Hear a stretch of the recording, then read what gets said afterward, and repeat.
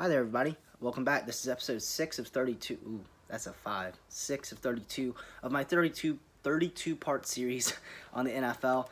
We're still in the AFC North. We're covering the Browns next week. We just finished up with the Bengals, and we're covering the Baltimore Ravens today. Baltimore Ravens are borderline Super Bowl team.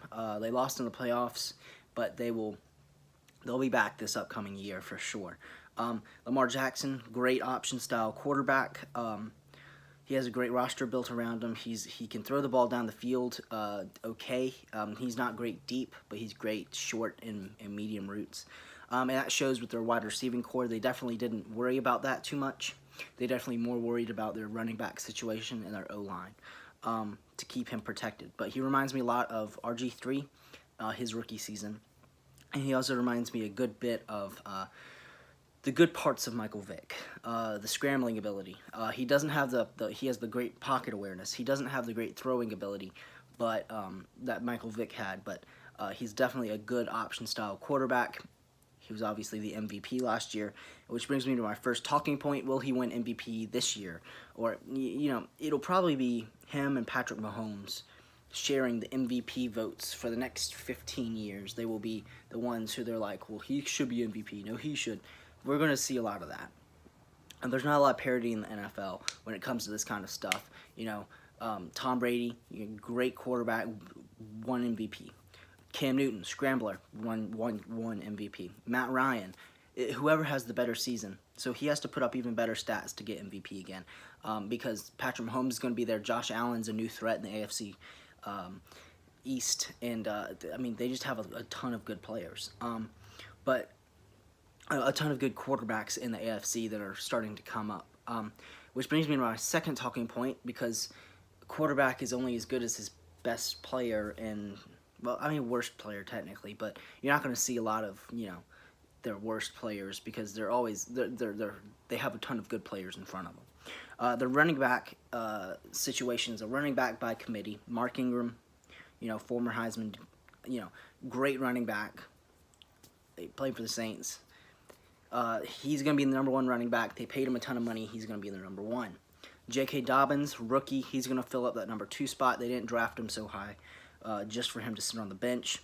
And then they're going to have Gus Edwards at 3rd spot, rounding it out. He's a great third down back. J.K. Dobbins probably more of a receiving back in this situation. Wouldn't normally pin him as a receiving back, but in this situation, he is going to be their receiver. And Mark Ingram's going to be their power back on 1st and 2nd down. Bring in Gus on 3rd down, and then bring Dobbins out when they're either 3rd down and long, or when they just need somebody come in for Mark Ingram. They did draft some wide receivers this year, but their wide receiving core is not very good. They have Hollywood Brown, Marquise Brown. Great wide receiver. He's a great wide receiver. He's fast. He can get down the field, but he can't contest very well. Willie Snead, love that guy. He's one of my favorite players in the NFL. He played for the Saints, but he's just a great all-around guy. He's great at short route running. He can't contest with passes, but he's going to be there. He can be a threat. He's more of a slot receiver. And then they have some wide receivers I could say could be number 3. They have Boykin. He's good. He's a great route runner, but he can't contest very well. DeAnthony Thomas can't contest. He's medium route running. He's great at coming off the ball, but he doesn't carry momentum very well. And then Devin Duvernay, I'm pretty sure they drafted him this year. They drafted him pretty high for a wide receiver for him. He wasn't one of the well-known wide receivers in this draft class, but he will definitely fill in a need there and sort of. But then they did draft somebody who's really interesting from, I think, SMU, James Prochet. He's a great receiver when it comes to contesting. When he throws down the field, he can contest the ball very well. So I'm pretty sure Prochet is going to be their slot receiver next year. They're going to put Snead on the outside, Brown on the outside. They're 1 and 2. Prochet in the slot, and then of course they have their tight end situation, which I'll talk about in a second. It'll be deadly if Lamar Jackson can learn how to. If Lamar Jackson can throw it down the field proficiently instead of always having to run. Their tight end situation. I'm going to say they're the best duo in the NFL right now. Better than Zach Ertz and Dallas Goedert.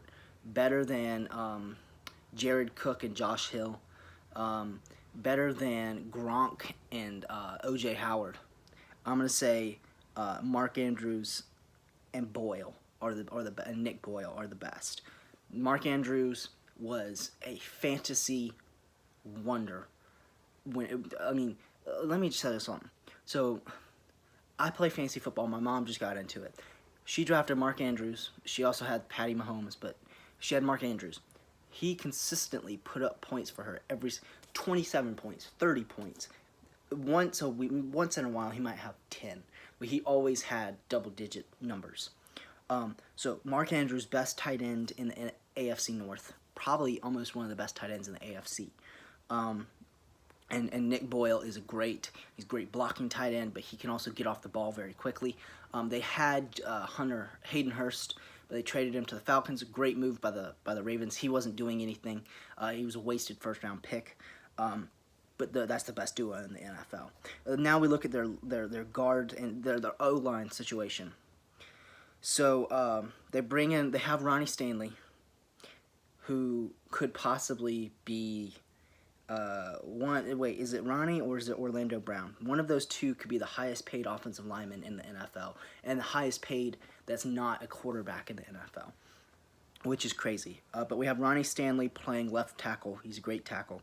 At right tackle, we have Orlando Brown Jr. They're interchangeable.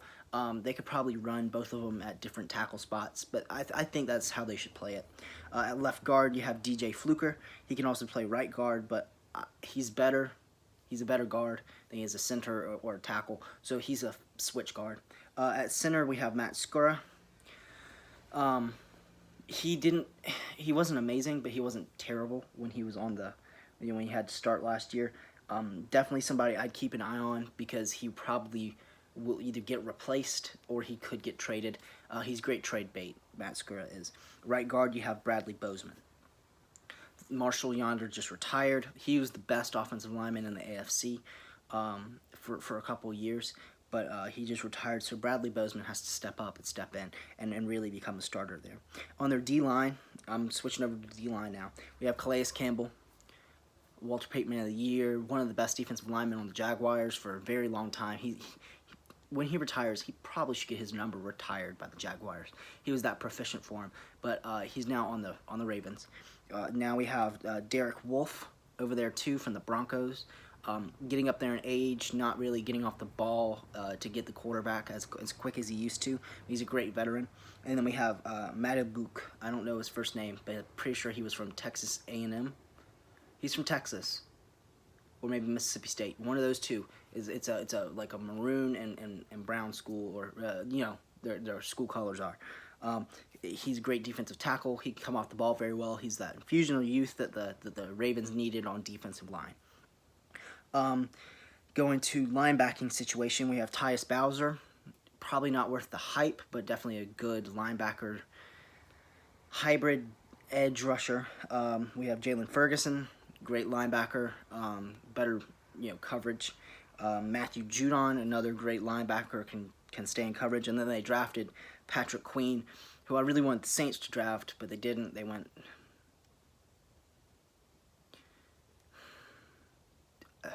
offensive line.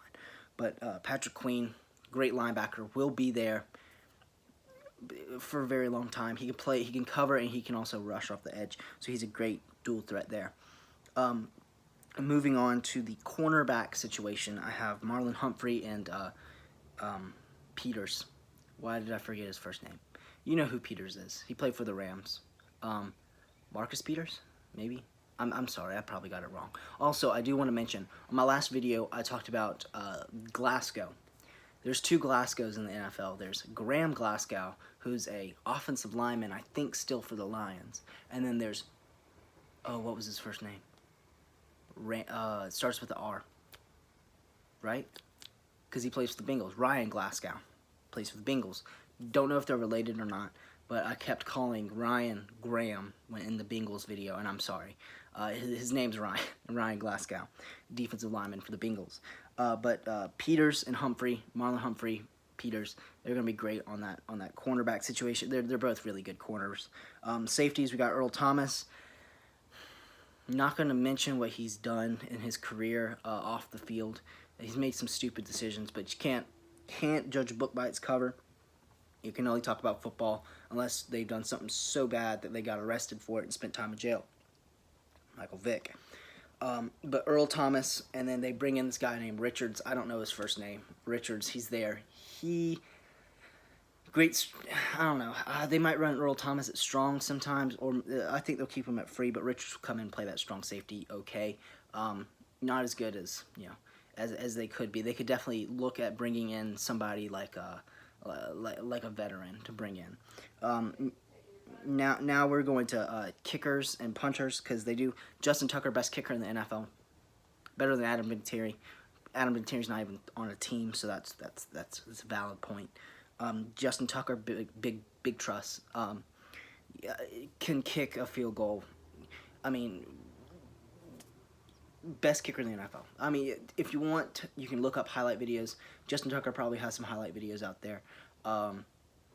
He's just a good kicker. And then there's an entire NFL video, I think, on Sam Conk, who's the punter, about knuckleballs and weird way that he kicks. I think that's him. You might want to look it up, though. I could be wrong. But he's a great punter. He can pin you deep, which is great because they have a really good defense now, and they have an even better offense. That defense can smother you if they get the ball back there. This is looking like a really good team, fringe Super Bowl talent roster. Definitely looking better offensively than the 49ers did, but definitely not as defensively ready as the 49ers were. Definitely need a couple more pieces, maybe a couple more good cornerbacks, maybe a better safety to fill in with Earl Thomas, and maybe another defensive lineman they can just throw in there on third downs, and they will be a great team. Other than that, look for Matt Skura to get traded or maybe benched.